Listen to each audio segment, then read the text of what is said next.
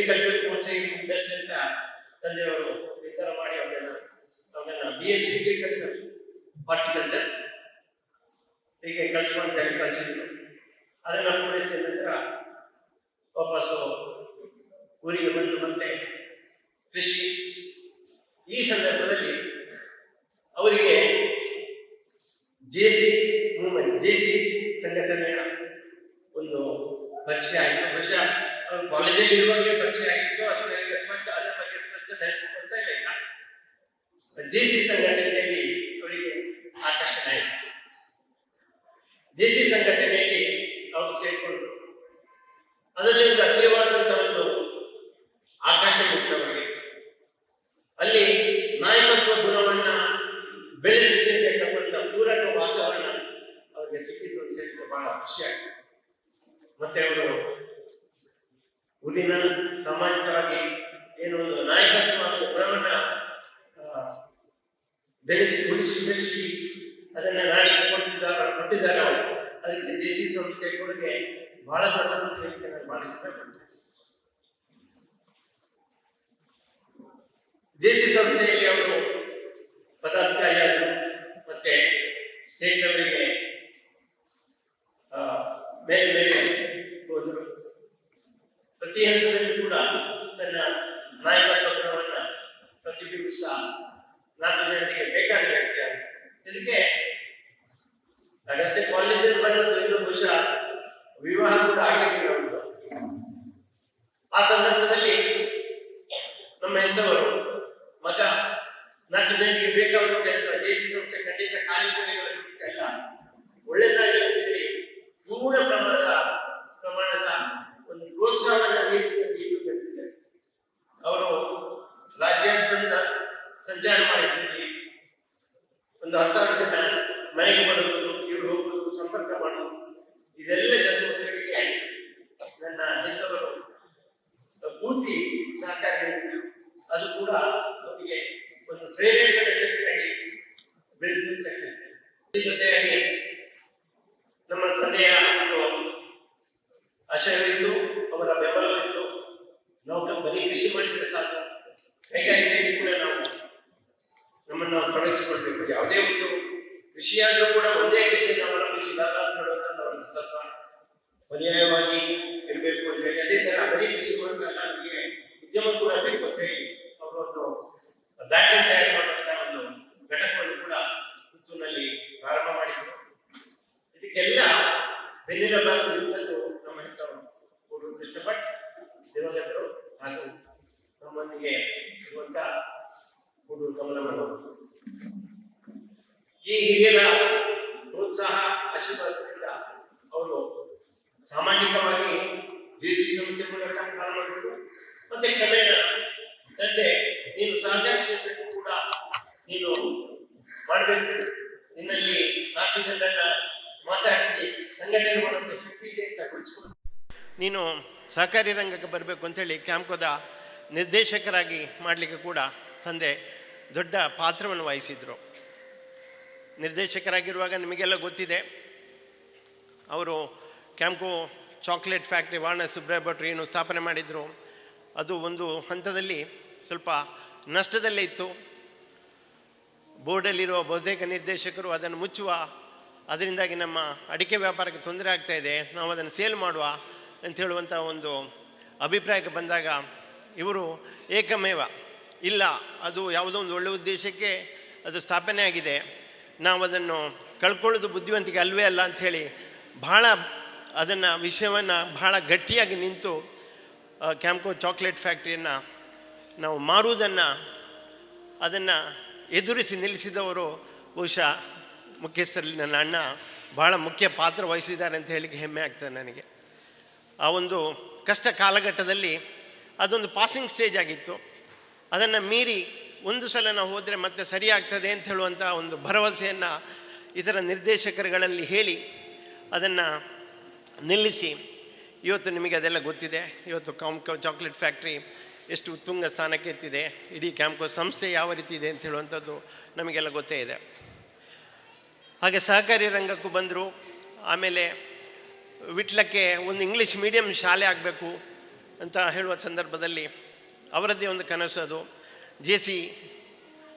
JC ತಾನು ಹುಟ್ಟಿ ಅಥವಾ ಅದನ್ನು ಜೊತೆಯಾಗಿ ಬೆಳೆದಂಥ ಒಂದು ಸಂಸ್ಥೆ, ಅಪಾರವಾದಂಥ ಪ್ರೀತಿ ಆ ಸಂಸ್ಥೆ ಮೇಲೆ, ಒಂದು ವಿಶ್ವಾಸ. ಹಾಗಾದರೆ ಜೆಸಿ ಸಂಸ್ಥೆ ಅಡಿಯಲ್ಲಿ ಒಂದು ಇಂಗ್ಲೀಷ್ ಮೀಡಿಯಮ್ ಶಾಲೆಯನ್ನು ನಾವು ಯಾಕೆ ವಿಟ್ಲದಲ್ಲಿ ಪ್ರಾರಂಭ ಮಾಡೋದು ಅಂಥೇಳಿ ಅದೀಗ ಅವರು ತಂದೆ ಮಗ ಮಾತಾಡೋದು ಅದು ನನ್ನ ಕಿವಿಯಲ್ಲಿ ಈಗ ಪ್ರತಿಧ್ವನಿಸ್ತಾ ಇದೆ. ಅದಕ್ಕೆ ಮತ್ತೆ ಪೂರಕವಾಗಿ ನಮ್ಮ ತಂದೆಯವರು ಪೂರ್ಣ ಸಹಕಾರ.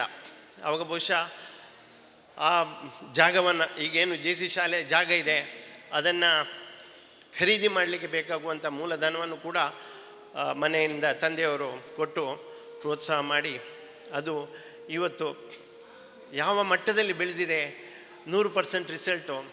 ಅದು ಇಂಗ್ಲೀಷ್ನಲ್ಲಿ ಹೇಳ್ತಾರೆ ನಾಟ್ ಬೈ ಫ್ಲುಕ್, ಏನೋ 1 ವರ್ಷ 2 ವರ್ಷ 100% ಬಂದದ್ದಲ್ಲ, ನಿರಂತರವಾಗಿ 100% ರಿಸಲ್ಟ್ ಕೊಡುವಂಥ ಒಂದು ಶ್ರೇಷ್ಠ ವಿದ್ಯಾಸಂಸ್ಥೆ ಬರೀ ವಿಟ್ಲಕ್ಕೆ ಮಾತ್ರ ಅಲ್ಲ, ಸುತ್ತಮುತ್ತಲಿನ ಹಲವಾರು ಊರುಗಳಿಗೆ ಈಗ ಒಂದು ಮಾದರಿ ಸಂಸ್ಥೆಯಾಗಿ ಇರುವುದನ್ನು ನಾವೆಲ್ಲ ಕಂಡಿದ್ದೇವೆ. ಆಮೇಲೆ ದಿನಗಳಲ್ಲಿ ಅವರನ್ನು ನಿರ್ದೇಶಕರಾಗಿ ಇದ್ದವರು ಮತ್ತು ಪುನಃ ನಿರ್ದೇಶಕರಾಗಿ ಅವರನ್ನು ಆಯ್ಕೆ ಆಯಿತು. ಆನಂತರ ಕ್ಯಾಂಪ್ಕೋ ಸಂಸ್ಥೆಯ ಅಧ್ಯಕ್ಷರಾಗುವಂಥ ಒಂದು ಸಂದರ್ಭ ಬಂದಾಗ ಅದನ್ನು ಅವರು ದಿಟ್ಟವಾಗಿ ವಹಿಸಿಕೊಂಡು ಆ ಸಂಸ್ಥೆಯನ್ನು ಕೂಡ ಬಹಳ ಅಂದವಾಗಿ, ಬಹಳ ಅದನ್ನು ಯಶಸ್ವಿಯಾಗಿ ಅದನ್ನು ಮುನ್ನಡೆಸಿದರು. ಅವರು ಮಾಡಿದಂಥ ಒಂದು ಬಹುದೊಡ್ಡ ಕೆಲಸ ಅಂತ ಹೇಳಿದರೆ, ಈ ಕೃಷಿಕರಿಗೋಸ್ಕರ ಇರುವಂಥ ಸಂಸ್ಥೆಗೆ ಸರ್ಕಾರದ ಅಂಕುಶ ಇರಬಾರ್ದು. ಕ್ಯಾಂಪ್ಕೋ ಸಂಸ್ಥೆಗೆ ವಾರಣಾಸಿ ಸುಬ್ರಹ್ಮಣ್ಯ ಭಟ್ರು ಸ್ಥಾಪನೆ ಮಾಡಿದಾಗ ಸಾಕಷ್ಟು ಶೇರ್ ಬಂಡವಾಳ ಸಂಗ್ರಹ ಆಗಲಿಲ್ಲ. ಆಗ ಸರ್ಕಾರದಿಂದ ಒಂದಷ್ಟು ಶೇರ್ ಬಂಡವಾಳ ರೂಪದಲ್ಲಿ ಅನುದಾನವನ್ನು ತೆಕ್ಕೊಂಡದ್ದು ನಮಗೆಲ್ಲ ಗೊತ್ತಿದೆ. ಹಾಗಾಗಿ ಅದರ ಒಂದು ಅಂಕುಶ ಸರ್ಕಾರದ ಕೈಯಲ್ಲಿ ಇರ್ತಿತ್ತು. ಯಾವುದೇ ಬೋರ್ಡ್ ನಿರ್ಧಾರ ಮಾಡಿದರೂ ಕೂಡ ಆ ಸರ್ಕಾರದ ಏನು ಮ್ಯಾನೇಜಿಂಗ್ ಡೈರೆಕ್ಟರ್ ಇರ್ಬೋದು ಅಥವಾ ಉನ್ನತ ಮಟ್ಟದ ಅಧಿಕಾರಿಗಳಿಂದ ಇರ್ಬೋದು, ಅದಕ್ಕೆ ಅಡ್ಡಕಾಲು ಬರ್ತಾಯಿತ್ತು. ಯಾವುದೇ ಒಂದು ಏನು ಕೃಷಿಕರಿಗಾಗಿರುವಂಥ ಸಂಸ್ಥೆಗೆ ಸರ್ಕಾರದ ಒಂದು ಇನ್ಫ್ಲುಯೆನ್ಸ್ ಒಂದು ಜಾಸ್ತಿ ಇತ್ತು ಅಂತ ಹೇಳೋದನ್ನು ನಮ್ಮ ಅಣ್ಣ ಅದನ್ನು ಸರಿಯಾಗಿ ಕಂಡ್ರು. ಬಹುಶಃ ನಮ್ಮ ಹತ್ರ ಇದ್ದರೆ ಇದನ್ನು ಇನ್ನೂ ಹೆಚ್ಚು ಸಮರ್ಪಕವಾಗಿ ಕ್ಯಾಂಪ್ಕೋ ಸಂಸ್ಥೆಯನ್ನು ಮುಂದೆ ತಗೊಂಡು ಹೋಗ್ಬೋದು ಅಂತ ಹೇಳುವಂಥ ಒಂದು ಸ್ಪಷ್ಟ ಒಂದು ಚಿಂತನೆಯಿಂದ ಸದಸ್ಯರುಗಳನ್ನು, ಬೋರ್ಡಲ್ಲಿರುವಂಥ ಎಲ್ಲ ಡೈರೆಕ್ಟರ್ಗಳನ್ನು ವಿಶ್ವಾಸಕ್ಕೆ ತಗೊಂಡು, ಆಗ ಆರ್ಥಿಕ ಸಂಪನ್ಮೂಲ ಕ್ಯಾಂಪ್ಕೋ ಕೂಡ ಬಲಿಷ್ಠವಾಗಿತ್ತು. ಆದಷ್ಟು ಶೇರ್ಗಳನ್ನು, ಎಷ್ಟೋ ಕೋಟಿ ರೂಪಾಯಿ, ಅದೆಷ್ಟು ಕೋಟಿ ಅಂತ ನನಗೆ ನೆನಪು ಬರ್ತಾ ಇಲ್ಲ, ಅದನ್ನು ಸರ್ಕಾರಕ್ಕೆ ವಾಪಸ್ ಮಾಡಿ ಒಂದು ಪೂರ್ತಿ ಸ್ವಾಯತ್ತ ಸಂಸ್ಥೆ, ಕೃಷಿಕರಿಗೋಸ್ಕರ ಕೃಷಿಕರಿಂದ ನಡೆಯುವಂಥ ಸಂಸ್ಥೆಯಾಗಿ ಮಾರ್ಪಾಟು ಮಾಡಿದ್ದು ಈಗ ಚರಿತ್ರೆ. ಈ ಥರ ಸಹಕಾರ, ಸಾಮಾಜಿಕ ಕ್ಷೇತ್ರಗಳಲ್ಲಿ ತನ್ನನ್ನು ತಾನು ತೊಡಗಿಸಿಕೊಂಡವರು, ಭಾಳ ಒಂದು ಯಶಸ್ವಿಯಾಗಿ ಸಾಮಾಜಿಕ ಜೀವನವನ್ನು ನಡೆಸಿದವರು, ನೂರಾರು ಮಂದಿಗೆ ಸಹಾಯ ಮಾಡಿದವರು, ಜೆಸಿ ಅಂತ ಒಂದು ಉತ್ತಮ ಮಟ್ಟದ ಶಾಲೆಯನ್ನು ವಿಟ್ಲಕ್ಕೆ ಕೊಟ್ಟು ಒಂದು 10 ಜನರ ಮನೆಗಳಲ್ಲಿ ನೆನಪುಳಿಯುವಂತೆ ಮಾಡಿದವರು, ತುಂಬ ಪ್ರೀತಿಯಿಂದ ಮಾತಾಡುವವರು. ನಮ್ಮ ಮನೆಯಲ್ಲೂ ಅಷ್ಟೇ, ನಾವಾಗ ಚಿಕ್ಕವರು PUC ಆಗಿ ಯಾವ ದಾರಿಯಲ್ಲಿ ಹೋಗಬೇಕು ಅಂತ ಹೇಳುವಾಗ ಅವರು ಕೂಡ ಚಿಕ್ಕವರೇ, ಆದರೂ ಕೂಡ ರಾಮಚಂದ್ರ ಇಂಜಿನಿಯರಿಂಗ್ ಮಾಡಲಿ, ಸುರೇಶ BAMS ಮಾಡಲಿ, ಜೆಸಿ ಕೂಡ BAMS ಮಾಡಲಿ ಅಂತ ಹೇಳುವಂಥ ಸಲಹೆಯನ್ನು ಬಹಳ ಒಂದು ಅಥೆಂಟಿಕ್ ಆಗಿ ಅಪ್ಪನ ಮುಂದೆ ಅದನ್ನು ಹೇಳಿ, ಆ ಒಂದು ಎಜುಕೇಷನ್ ಕೂಡ ನಮಗೆ ಕಿರಿಯರಿಗೆ ಮಾಡಲಿಕ್ಕೆ ಅನುವು ಮಾಡಿಕೊಟ್ಟವರು ನಮ್ಮ ಅಣ್ಣ. ವಯಸ್ಸು ಚಿಕ್ಕದಾಗಿದ್ದು ಕೂಡ ಅವರ ಚಿಂತನೆ ವಿಶಾಲವಾಗಿತ್ತು. ಅದು ಅದೇ ಥರ ಮುಂದುವರಿದು ಮತ್ತು ಒಬ್ಬ ಸಮಾಜಮುಖಿ ವ್ಯಕ್ತಿಯಾಗಿ ಬಾಳಿದರು. ಅವರು ಇವತ್ತು ನಮ್ಮಲ್ಲಿ ಇಲ್ಲ. ಅದು ಯೋಚನೆ ಮಾಡುವಾಗ ಆ ಕ್ಯಾವಿಟಿಯಾಗಿ ಉಳಿತದೆ ಅಂತ ಹೇಳೋದನ್ನ ಯೋಚನೆ ಮಾಡುವಾಗ ಸ್ವಲ್ಪ ತಡ್ಕೊಳ್ಳಿಕ್ಕೆ ಕಷ್ಟ.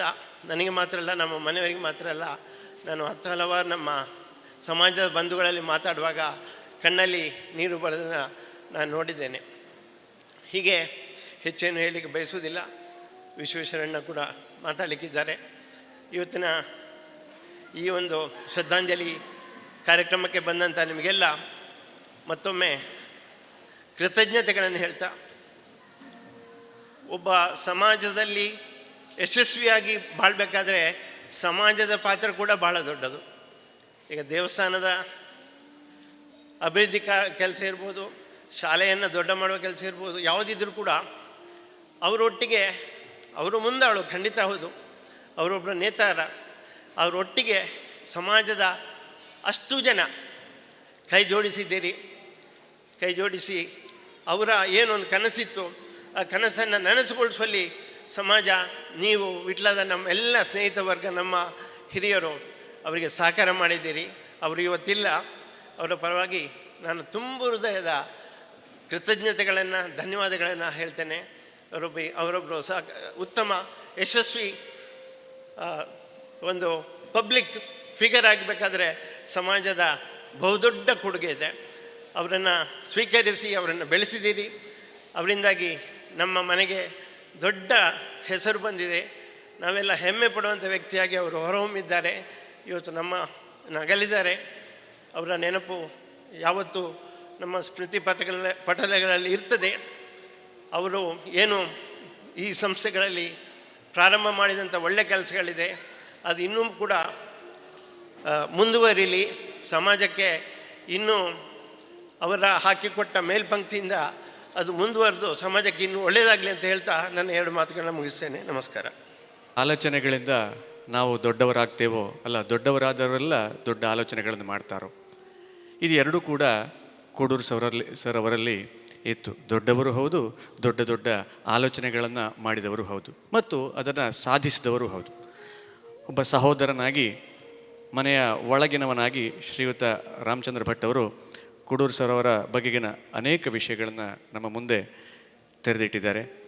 ಶ್ರೀಯುತ ಕೋಡೂರು ಸರ್ ಅವರ ಜೊತೆಗೆ ಅನೇಕ ವರ್ಷಗಳ ಕಾಲ ಒಡನಾಟವನ್ನು ನಡೆಸಿದ್ದ, ಅವರನ್ನು ಹತ್ತಿರದಿಂದ ಬಲ್ಲ ಮತ್ತು ಅನೇಕ ಸಾಮಾಜಿಕ ಚಟುವಟಿಕೆಗಳಲ್ಲಿ ಅವರ ಜೊತೆ ಸೇರಿದ್ದಂತಹ, ಇದೇ ಕಾಲೇಜಿನಲ್ಲಿ ಹಿಂದಿ ಉಪನ್ಯಾಸಕರಾಗಿ ಸೇವೆ ಸಲ್ಲಿಸಿ ನಿವೃತ್ತರಾದಂತಹ ಶ್ರೀಯುತ ಉಂಡೆಮನೆ ವಿಶ್ವೇಶ್ವರ ಭಟ್ ಇವರು ಅವರನ್ನು ನಮನಪೂರ್ವಕ ಸ್ಮರಿಸಿಕೊಳ್ಳಬೇಕು ಎಂಬುದಾಗಿ ಕೇಳಿಕೊಳ್ತೇನೆ.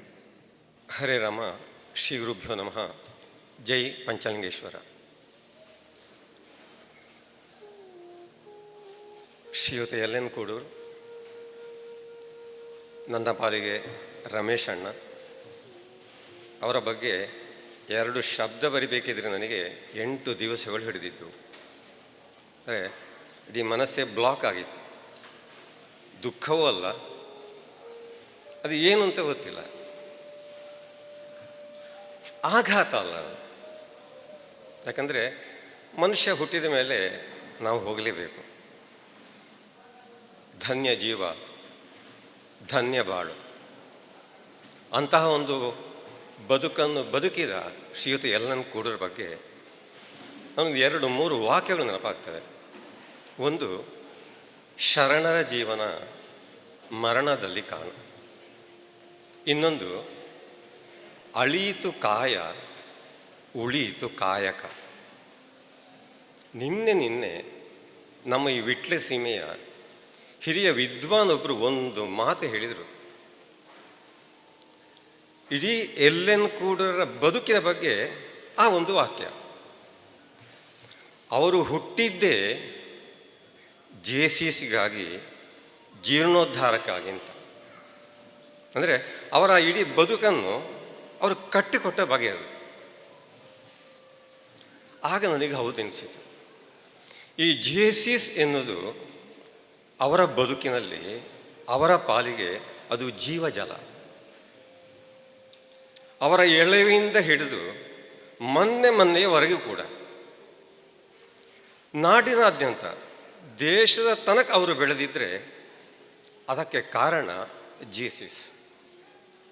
ಜನರೊಂದಿಗಿನ ಒಡನಾಟ, ಅವರಲ್ಲಿ ನಾಯಕತ್ವವನ್ನು ಬೆಳೆಸಲಿಕ್ಕೆ ಈ JCS ಎಲ್ಲಿಯವರೆಗೆ ಅವರನ್ನು ಬೆಳೆಸಿತು ಅಂತ ಹೇಳಿದರೆ, ನಾವು ವಿಟ್ಲ ಪಂಚಲಿಂಗೇಶ್ವರ ದೇವಸ್ಥಾನದ ಯಶಸ್ವಿ ಜೀರ್ಣೋದ್ಧಾರ ಬ್ರಹ್ಮಕಲಶೋತ್ಸವವನ್ನು ನಾವು ಕಂಡಿದ್ರೆ ಅದಕ್ಕೆ ಆ ಜೇಸಿಸ್ ನೀಡಿದಂತಹ ಸರ್ವ ಸಮಾನ ಎಲ್ಲರನ್ನು ಸಮಾನವಾಗಿ ಕಾಣುವಂತಹ ಮೆಂಟ್ಯಾಲಿಟಿ ಮತ್ತು ಜನರನ್ನು ಒಗ್ಗೂಡಿಸುವಂತಹ ಒಂದು ತಾಕತ್ತು. ಹಾಗೆ ಇವತ್ತು ಜೇಸಿಸ್ ವಿದ್ಯಾಸಂಸ್ಥೆ ಇದೆ. ಹಿರಿಯ ವಿದ್ವಾನ್ ಹೇಳಿದ್ದನ್ನೇ ನಾನು ಹೇಳೋದು, ಇಂಗ್ಲಿಷ್ ಕಲಿಕೆ ಎನ್ನುವುದು ಆ ಕಾಲದಲ್ಲಿ ಒಂದು ಸವಾಲದು.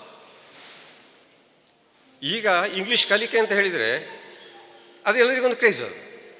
ಆದರೆ ಆಗಲ್ಲ, ಕನ್ನಡ ಮಾಧ್ಯಮವನ್ನು ಬಿಡುವುದಾ? ಯಾಕಂದರೆ ತಂದೆಯವರು ಹೆಚ್ಚಾಗಿ ದುಡಿಯೋದು ಈ ಒಂದು ಸಂಸ್ಥೆ ಇದೆ. ಈ ಸಂಸ್ಥೆಗೆ ಅದು ಪ್ರತಿಸ್ಪರ್ಧೆ ಆಗಬಾರ್ದಲ್ವಾ?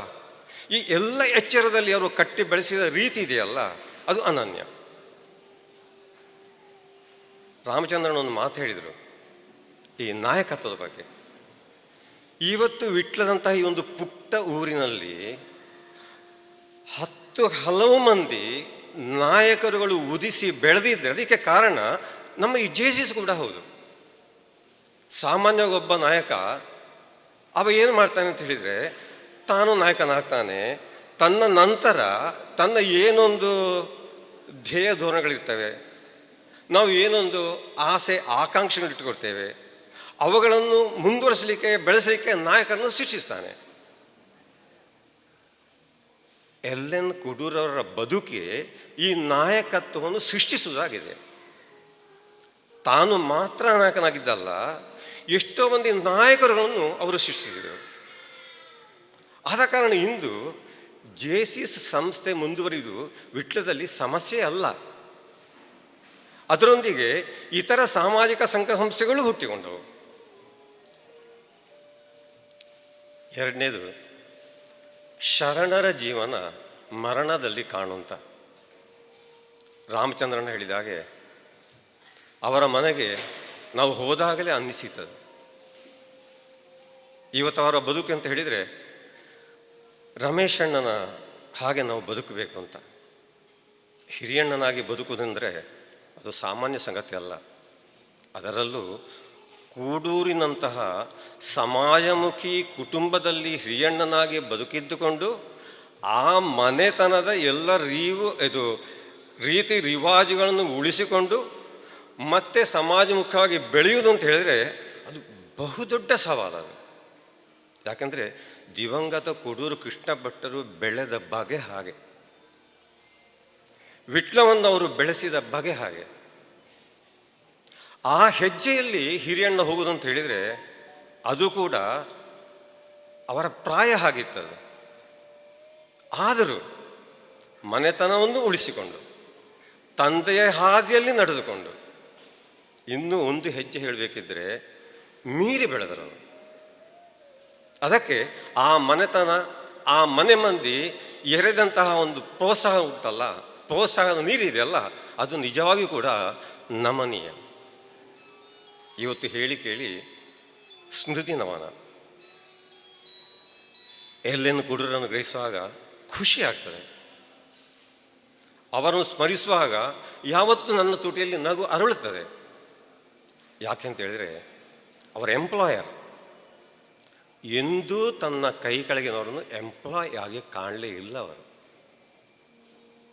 ಸ್ನೇಹ, ಭರವಸೆ, ಇದು ಯಾವತ್ತೂ ಕೂಡ ಅವರು ಕೊಡುತ್ತದೆ. ಕಾಯಕಲ್ಪ ಅಂತ ಹೇಳಿದರೆ ಅವರು ಎಲ್ಲೇ ಕಾಲಿಡಲಿ ಅಲ್ಲೊಂದು ಕಾಯಕಲ್ಪ ಇದ್ದೇ ಇರ್ತದೆ, ಒಂದು ಹೊಸತನ ಇದ್ದೇ ಇರ್ತದೆ, ಒಂದು ಬೆಳವಣಿಗೆ ಇದ್ದೇ ಇರ್ತದೆ.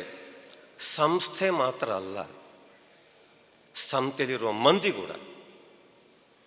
ನನ್ನಂಥ ಎಷ್ಟೋ ಜನರು ಈ ಸಂಸ್ಥೆಯಲ್ಲಿ ಬೆಳೆದು ವ್ಯಕ್ತಿತ್ವವನ್ನು ಅರಳಿಸಿದವರಿದ್ದಾರೆ. ಕಾರಣ ಸ್ವಾತಂತ್ರ್ಯ. ಒಂದು ಸಂಸ್ಥೆ ಬೆಳೀಲಿಕ್ಕೆ ಮುಖ್ಯವಾಗಿ ಬೇಕಾದ್ದು ಒಂದು ಒಳ್ಳೆಯ ನಾಯಕತ್ವ, ಮಾರ್ಗದರ್ಶನ ನೀಡುವಂಥ ಮಂಡಳಿ, ಆಮೇಲೆ ಅಲ್ಲಿಯ ಕೆಲಸಗಾರರಿಗೆ, ಕೆಲಸ ಮಾಡೋರಿಗೆ ಒಂದು ಸ್ವಾತಂತ್ರ್ಯ. ನಾವು ಇಲ್ಲೂ ಕಾಣಬಹುದು, ಜೇಸಿಸ್ನಲ್ಲೂ ಕಾಣಬಹುದು. ಅವರ ಎದೆಗಾರಿಕೆ, ನಾವು ಅದನ್ನು ರಿಸ್ಕ್ ಟೇಕಿಂಗ್ ಅಂತ ಹೇಳ್ತೇವೆ. ಒಂದು ಕೈ ನೋಡೋದು, ಕಷ್ಟ ಕಾಲದಲ್ಲಿ ಅವರೊಂದು ರಿಸ್ಕ್ ತಗೊಳ್ಳೋದುಂಟಲ್ಲ, ನಿಜವಾದ ನಾಯಕತ್ವ ಲಕ್ಷಣ ಅದು.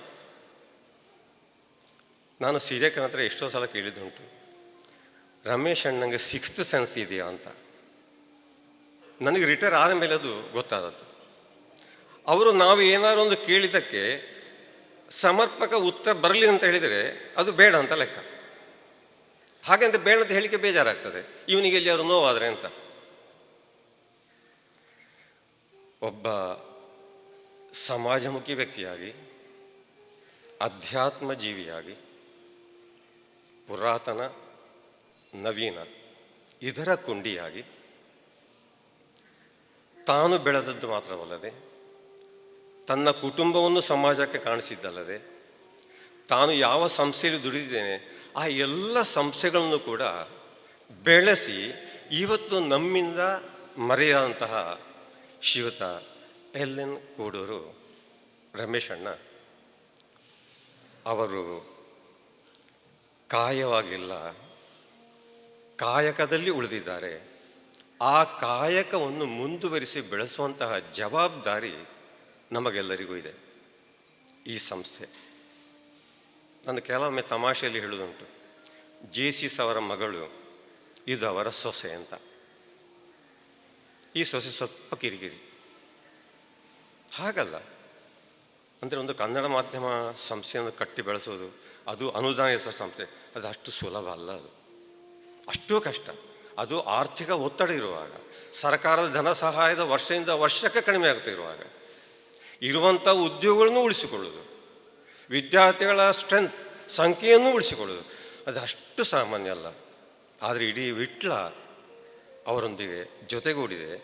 ಈ ವಿಟ್ಲದ ಹೆಮ್ಮೆಯ ಸಂಸ್ಥೆಯನ್ನು ಉಳಿಸಿಕೊಳ್ಳಲಿಕ್ಕೆ ಕೈ ಜೋಡಿಸಿ ಸಹಕಾರ ಮಾಡ್ತಾ ಇದೆ.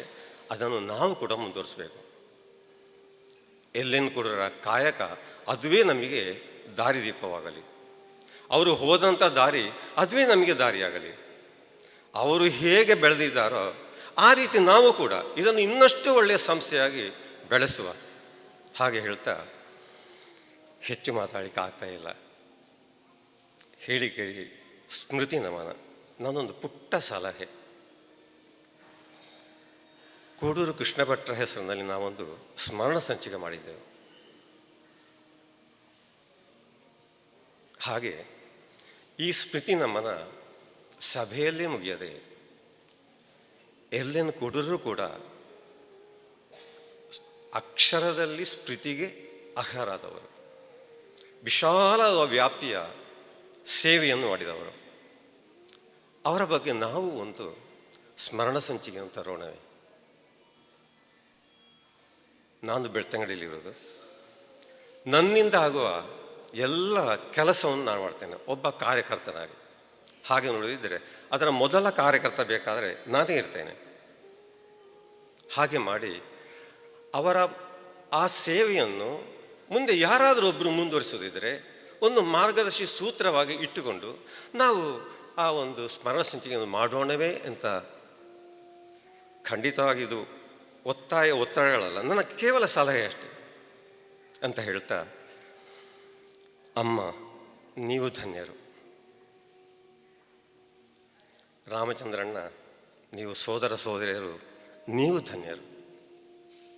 ಯಾಕೆಂತ ಹೇಳಿದರೆ ಇಂತಹ ಒಬ್ಬ ಮಗನನ್ನು ಸೋದರನನ್ನು ನಾವು ಪಡೆದಿದ್ದೇವಂತ. ಸಿರಿಯಕ್ಕ ನೀವು ಧನ್ಯರು. ಮಕ್ಕಳೇ ನೀವು ಧನ್ಯರು.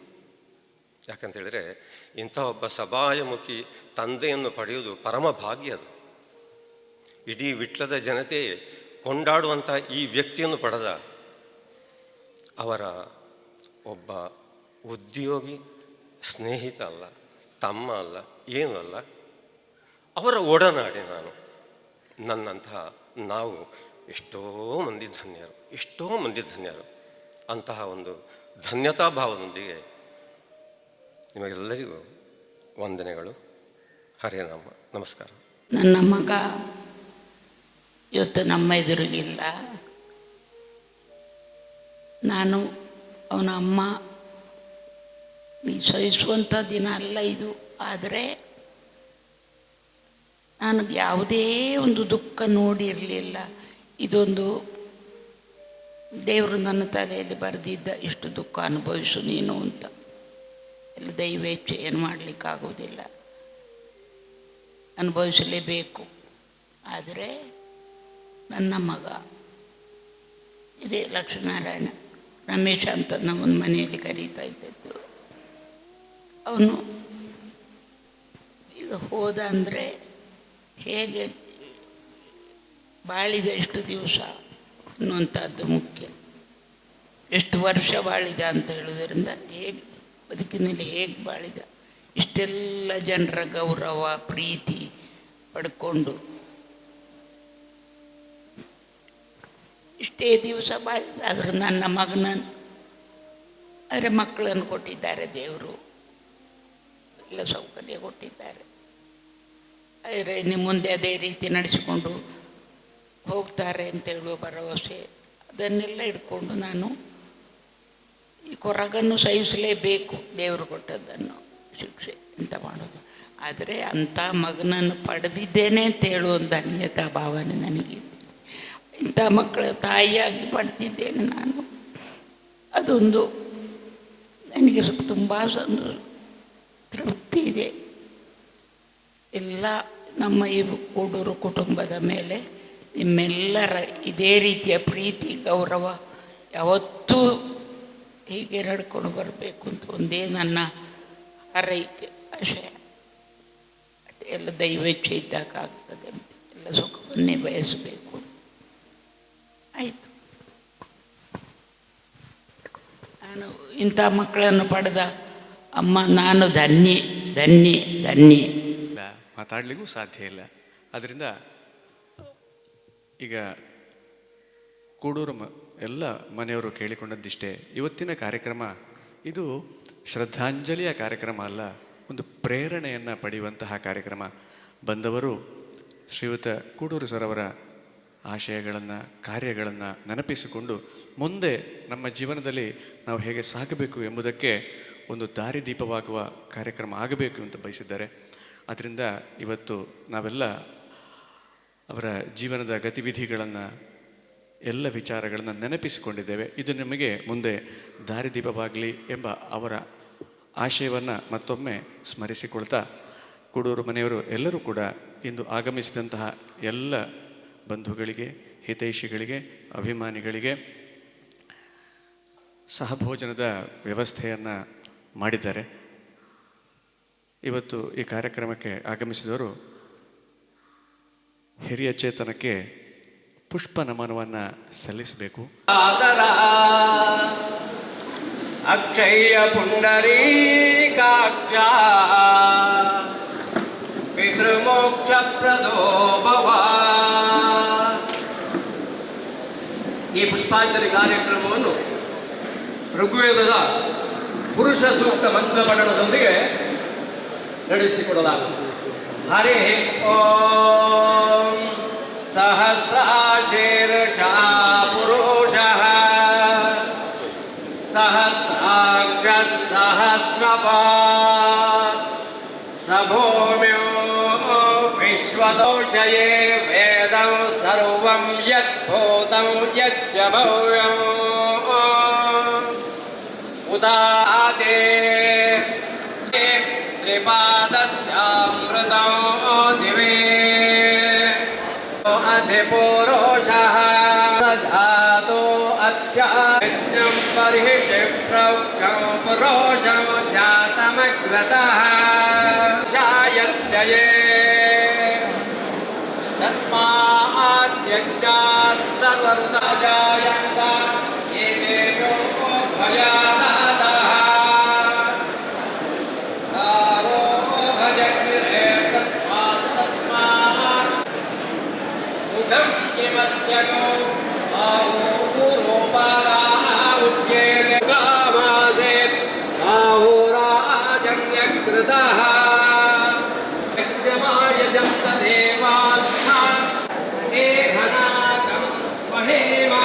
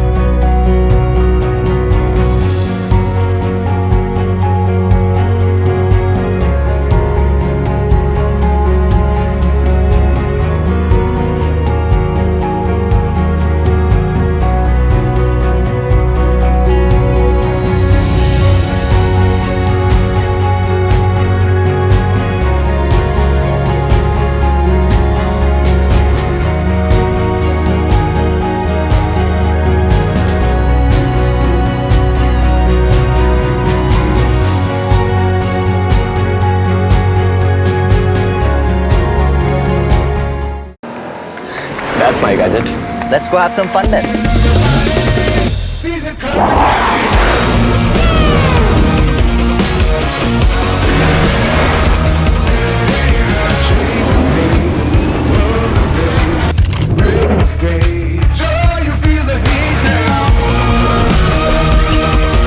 Introducing the hot and techy Brezza SCNG.